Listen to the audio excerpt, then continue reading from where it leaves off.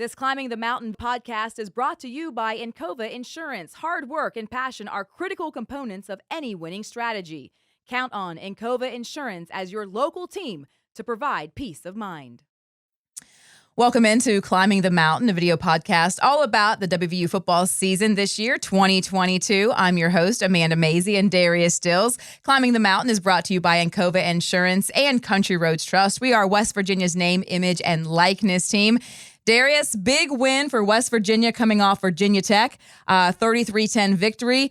New week, Texas. Here we are in the meat of the conference schedule. It's a big one. A huge game, man. Texas, it's always good to play Texas. And, everybody around the building decided to do that. So we just got to go down there and handle business. And I know we will. All right. Speaking of handling business, let's welcome in offensive line coach Matt Moore. Coach, thank you so much for joining us. Let's just talk about that Virginia Tech win. It seemed like a three-sided win. Offense, defense, special teams just seemed to really play well and click during that victory. Yeah, we did. I'll tell you, it's a great atmosphere down there. When you come in, they do a great job. Stadium was full. It was a hard place to play in the beginning because they were really getting after it. They were excited. But I knew if we just kept, chopping wood and just kept doing our job, that something was going to break. I felt good about the matchups from an O-line, D-line standpoint. I felt good about the matchups from a receiver standpoint. So I knew if we just kept on to it, didn't get down when something went wrong, when we had to kick a field goal, I just wish we would have finished a couple of those drives. We kicked 4 field goals. Really need to score touchdowns if you're going to win this league. So that was the disappointing part, is not being able to finish and score those touchdowns on those 4 drives. But overall, felt like we went down there with the right mentality. And the thing that people don't understand, Darius knows this, how hard it is to get ready for a short week. And it's so important how you take care of your body. And that's the thing about you play the game on Saturday, big win, everybody's excited. You got to go, hey, look, guys, everybody's excited. I know, but this isn't a normal Saturday night. You got to scale it back some. You got to take care of yourself. You got to get in the bed. Everybody's excited about the Towson win and all that, but kids did a really good job of doing that and taking care of getting their bodies back, being in the building, doing recovery. We talk about HEES all the time, hydrate, eat, sleep, and just, sleep is the biggest thing. And they did a really good job of getting themselves right mentally and physically and ready to go in there and play that game in a hostile environment. They've won, I want to say 80% of their games, 75% of their games in that stadium, which just shows you how hard of a place that is to play. And you got to be prepared when you go in there.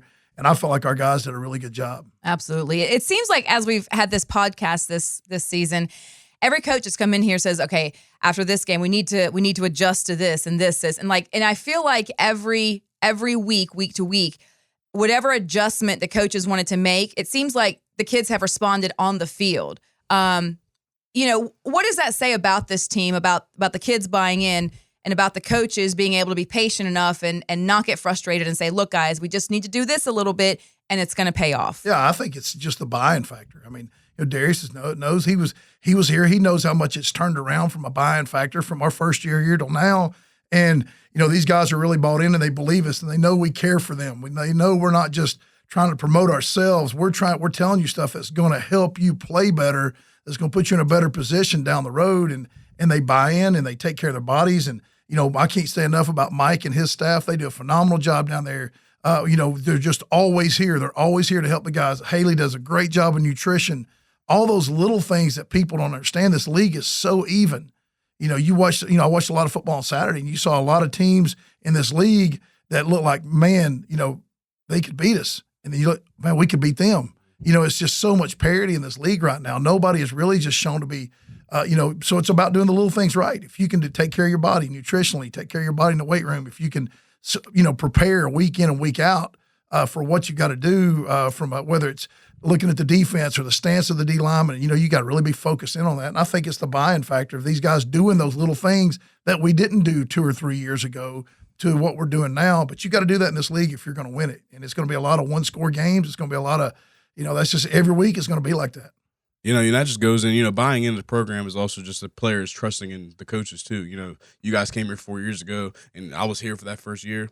It was hard to, trust the new coaches coming in just because, the first 2 years I was here with a whole other coaching staff and they just left all of a sudden. So it was just weird having to, trusting new coaches again. And like you guys are on the, come up of doing that, and it's showing on the field. You guys are more, everybody's excited for each other.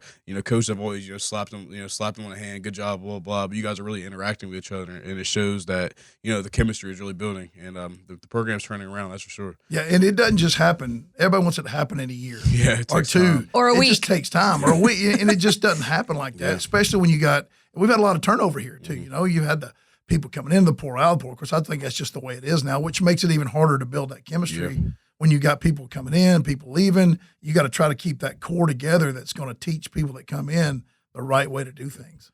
Let's talk about this Texas game. Texas is coming off a, pretty bad loss to Texas Tech in overtime. They blew a double-digit lead. That's something they've done in the past couple of years. Is this are you glad to be getting them right now, or is there a team like that? Like, are they kind of dangerous, or are you kind of glad to be getting them when things are sort of just in peril and it's just a little like crazy down there? Because there's a lot of noise around their program right now, like there was around our program a couple weeks ago, and now there's just a lot of talk and this and that. How do you feel about getting Texas right now? It's really a huge question mark. We just don't know how they're going to respond. You don't know. Are they going to come together? Are they going to be tighter? Or are they going to let themselves splinter? So you really don't know. Either one of those things could happen, and none of them's in our control. So all we can do is prepare the best we can prepare, mentally, physically, and just be ready to go in there and play the best Texas. Like you watch the Alabama film, that's the best Texas I've seen in 2 or 3 years. So you got to prepare to play that team that is the best Texas that I've seen this year. And that's what we got to be ready for them to play with that kind of effort and that kind of strain. And if they don't, they don't. But if they do, we got to be ready for it. And that goes with the maturity of, the players, is that, team might seem kind of, distraught at the moment. But we came together, and we're 4-2-game winning streak. And, having to prepare for the best team possible every game, that shows the maturity of the team. Because, it seems like, they're all in shambles right now. So it's like easy to just, give them a little, all right, we're going to beat them, blah, blah, blah. But, they might come in and just be like, all right, we got a chip on our shoulders. We're gonna come in and beat West Virginia. Every team that plays West Virginia, they're trying to beat us. They're gonna get, we're gonna get their best. Yeah. So just being able to prepare the right way and it really shows maturity. And I'm excited to watch this game. Well, you know well as I do, Darius. Like what's being said on the outside, it very rarely does it match what's going on the inside. Right. A lot of that, all this stuff being said, we tell our kids all the time, don't listen to the noise. And all that stuff being said around our program, we said don't listen to it, and they didn't. And that they, I know their coaches are good coaches, and they're trying to do the same thing. Mm-hmm. Yeah. Keep their kids from listening to that. Hey, let's just prepare and get ready. No matter what happened last week, let's grow from it and try to get better, Yep. All right, you're watching Climbing the Mountain, presented to you by Country Roads Trust and Encova Insurance, your one-stop shop for your home auto business and life insurance needs. Let's talk about your group, the offensive line. This was the most experienced group coming back this year. How do you think they have held up so far through 4 games? I'm really proud of the way they played. I'm really proud of the effort they've given, the way they've prepared, the way they believe in each other, the way they trust each other. There's so many things when it comes to O-linemen that you're by far the least athletic group on the field. You know what I mean? So you got to overcome that with communication. You got to overcome that with technique, with strain. And those are the things I feel like they've done a really good job of doing those things and preparing during the week. You watch how they practice, and that's a huge part of the way they play. And we just got to continue to do that. We can't read our clippings. That's what I told them the other day is like, guys, the positive noise is sometimes worse than the negative noise, because the negative noise will kind of get you going. That positive noise kind of make you want to sit on a soft couch and go, oh yeah, we're really doing good. We're and I told my guys, don't listen to any of it. I tell you not to listen to the negative. Don't listen to the positive either. When your uncle or your girlfriend or your girlfriend's dad is telling you, oh man, you guys look great. Y'all did great. Y'all did this. I said, don't listen to it. Don't listen to it. You got stuff you got to work on. You got things you got to get better at. Make sure you show up here on Sunday ready to work, and they did. Had a really good Sunday, and they show up today ready to work. They came in yesterday. A lot of guys came in on their own yesterday, got recovery, did workout, watch film, all on their own. So I feel pretty good about where we are and them not listening to that positive noise, because that positive noise, what's that? What was Saban's deal? It's rat poison. Yeah.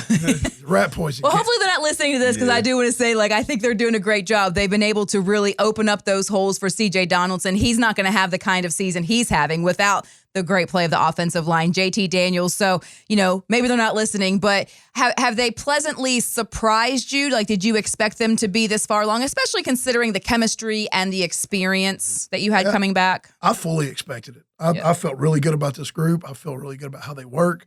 They're led by Zach Frazier, who is the hardest worker in the building, and very focused and very humble.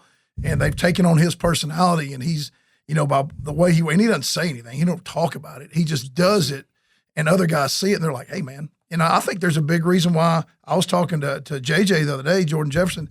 I said, man, y'all got to keep, like at practice, when we go good on good, y'all got to keep battling, going hard, because that's what's getting you prepared. It may only be 10 reps a week, because you can't do it a whole lot. Yeah. If you got 10 reps a week versus Jordan Jefferson, who's probably one of the best nose guards in this league, if you don't take full advantage of trying to strain and beat him, then you're going to show up Saturday and you're going to be disappointed the way you do. And they do a really good job of battling each other and fighting every day and just trying to make each other better when they do get snaps against each other. And then, West Virginia, their O-line's always had, advantage, because for the last few years, we've been the best defensive line, one of the best defensive lines in the Big 12. So when my first year, whenever, Zach came in, and I told him, he's like, man, I'm tired, blah, blah, blah. I was like, you have a chance to go against the best defensive line in the Big 12 at this point.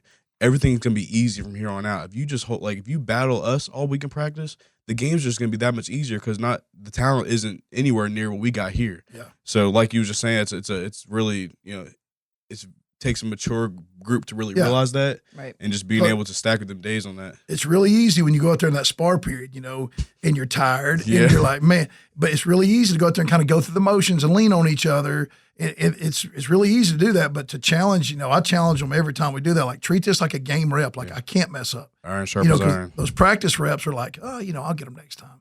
A game rep is like, hey man, this is the first drive. We got to get positive yards to get the second down, to get things moving. So that's what I try to challenge them on that, and they've done really well at taking that challenge. And we've challenged the D line too, and they've done a really good job battling each other. That's like Pete Rose always practiced the way he was going to play, and that's what made him so successful. You can't. Most majority of people can't just flip the switch. You can't go all week in practice and just be lazy. No, those gamers. Saturday, you gotta just you got every rep during the whole week. You got to treat it like a game. Yeah, when you get on this level, the day of like, I'm a gamer, I'll show up. That's not very rare. I won't say there's none, but very rare.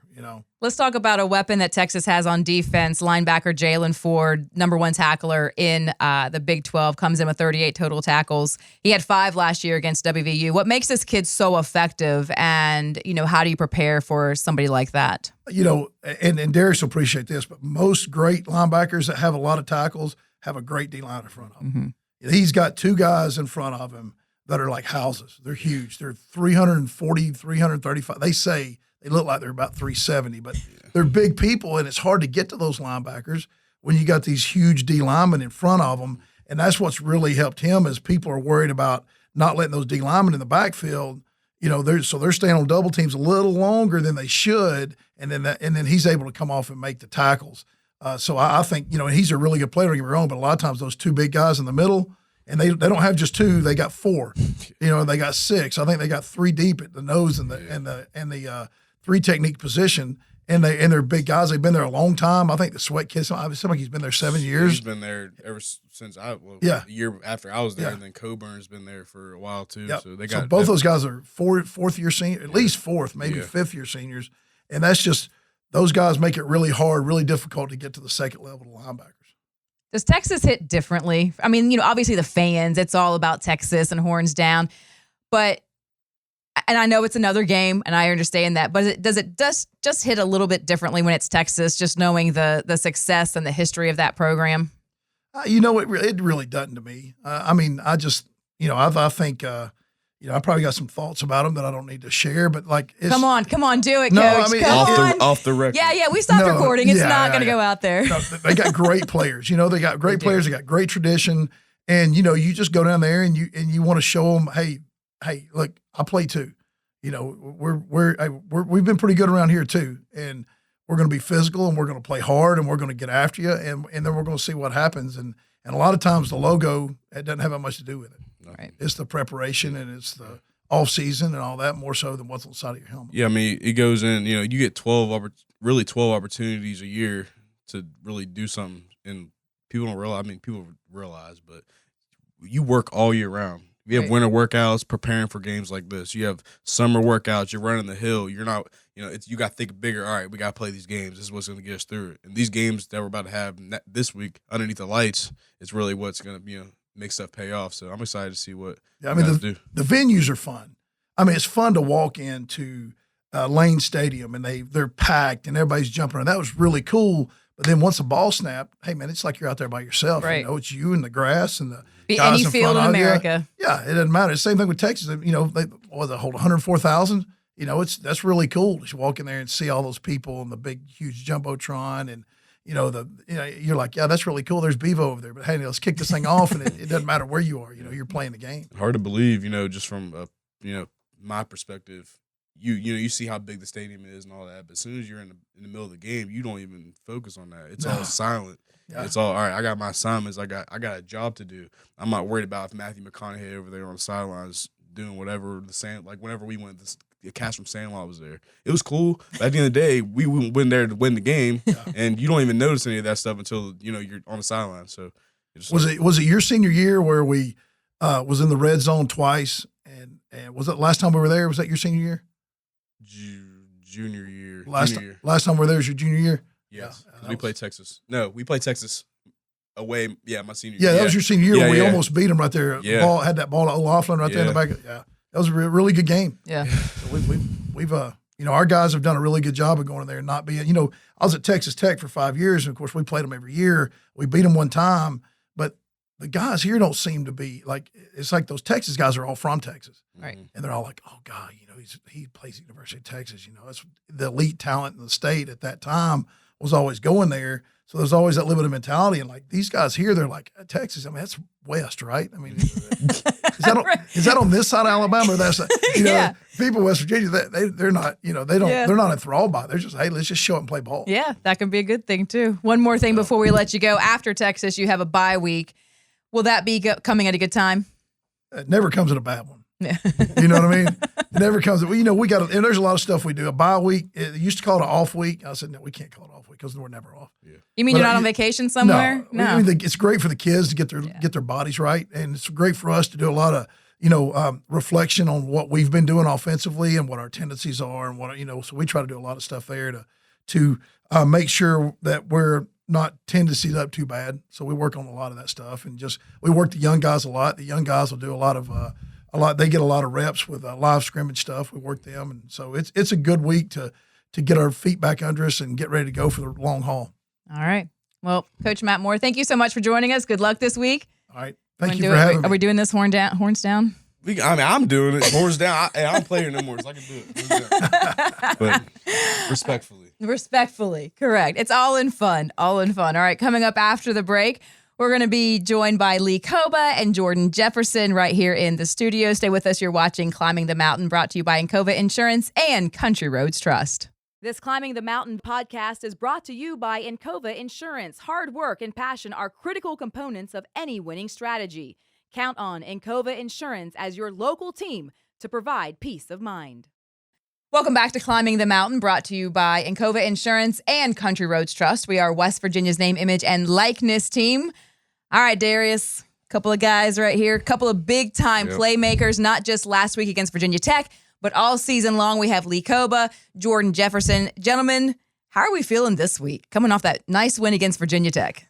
Feeling great. It's always good when you can get a win because, from the outside looking in, it looks easy, but, to actually win a game, it's a lot of work put behind it. So it's always great when you get the outcome you want. JJ, that seemed like a pretty complete game on all three sides. What did you think being out there in the trenches? Oh, yeah, I think it was a good game on all three sides. I felt like we played very good complementary football. We managed to clock well. Coach always says our job as a defense is to get the ball back to the offense as many times as we can, so I feel like we did that. So I think all around it's a good night. Yeah, absolutely. No doubt, man. Y'all play lights out. 35 yards rushing. That's awesome, man. Especially in a game like that, underneath the lights, especially at their home field, you shut it down. That's big time, man. For sure. All right, well, let's talk about you, Lee. You are leading the team in tackles. You had 6 against Virginia Tech. You had your first, I read, career TFL tackle for loss. Is that correct? Do you know? It's not my first career. Oh, it's not career. Okay. But here, though, it is. But here, okay. Yes, ma'am. What'd that feel like? Like just talk about just playing out there, and it just you must have been feeling it. You must have been able to like read what they were doing and say, "Oh, I got this," because you were pretty lights out there. Yeah, I mean, I feel like I prepared better last week going into that game. I just wanted to make sure that I knew what they were going to do, and so I could do the best to help my teammates and get them in position, just making signals and getting everybody lined up to play fast. So yeah, absolutely. Yeah, man. Yeah, and I saw you out there directing traffic, man, being the field general out there. So tell us how the scheme helps your style of play, and after that, tell us how your journey here, because everybody has a different path getting here. So we just want people that are listening to this, tell us about that. Yeah. So just when I'm on the field, like making the signals and things, my first thing is just look to the sideline and find whoever the signal caller is for that drive, and just make the call as quick as possible, because when the offense is going to hurry up, like it's kind of hard to get everybody lined up. But if everybody's lined up and at least where they're supposed to be, that gives the defense a better chance, to play fast. So I just really try to make sure I get everybody lined up, and it feels great, like just being in the position I'm in now. God really helped me get here today, and because you said, like I've been through a lot, probably like past 2 years. So I started off at Syracuse. That didn't work out. Ended up at East Mississippi College. Found my way here, and I wouldn't be anywhere else. You know what I'm saying? Everything happens for a reason. I mean, good or bad and different, everything happens for a reason. Yeah, but there's a saying, it's good or bad, who's to tell? Because right now it could seem like it's bad, but at the same time it might set you up for something good in the future. So you just gotta just trust in God. Just you trust in the process. Look where you're at now, man. It's paying off. Absolutely. All right, JJ, let's talk about this Texas team. They are an interesting team right now. They have a quarterback that came in a couple of games ago, backup quarterback. Their starter was injured. They have one of the best running backs in the country, Bijan Robinson. What have you guys seen on film about this Texas team that you guys are kind of like already starting to key in on? Just picking up different tendencies. They're a very big Tennessee team. We gotta tackle big this week. We gotta get 11 hands to the ball, but that's every week. That's non-negotiable. So we just keying in on stuff like that, as far as getting to the ball, wrapping up when we tackle, gain tackling, get them down, don't let them break any tackles. Just stuff like just the stuff that we can't make mistakes on.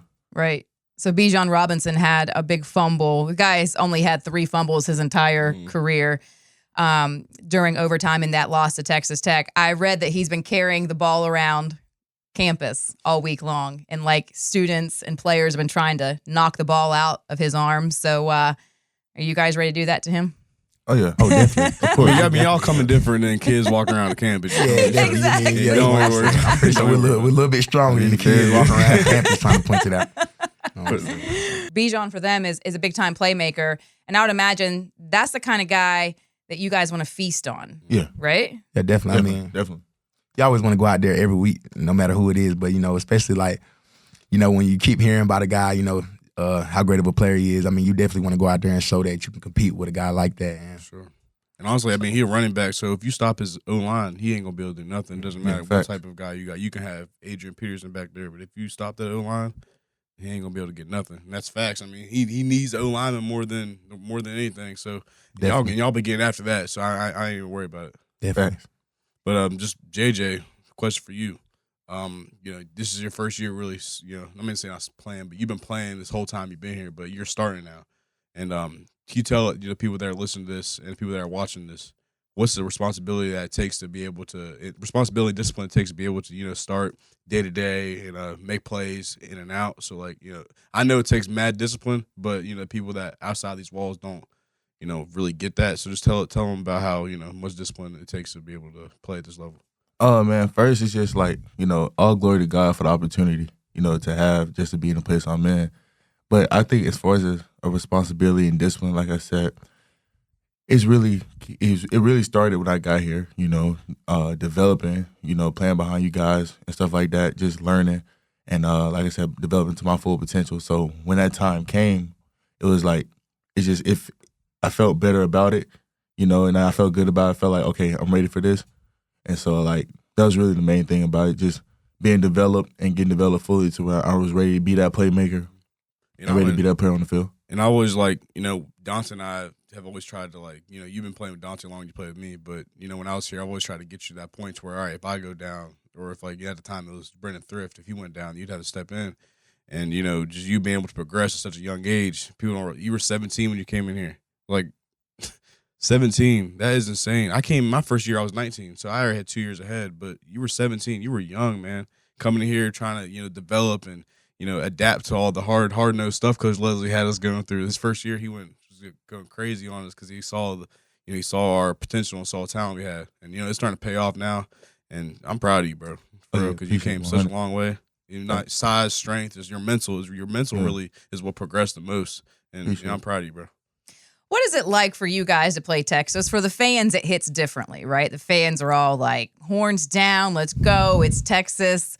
For you guys, I mean, you can't get caught up in that hype, but I mean, it is Texas. I mean, they've always had a lot of good players, historically, a good program.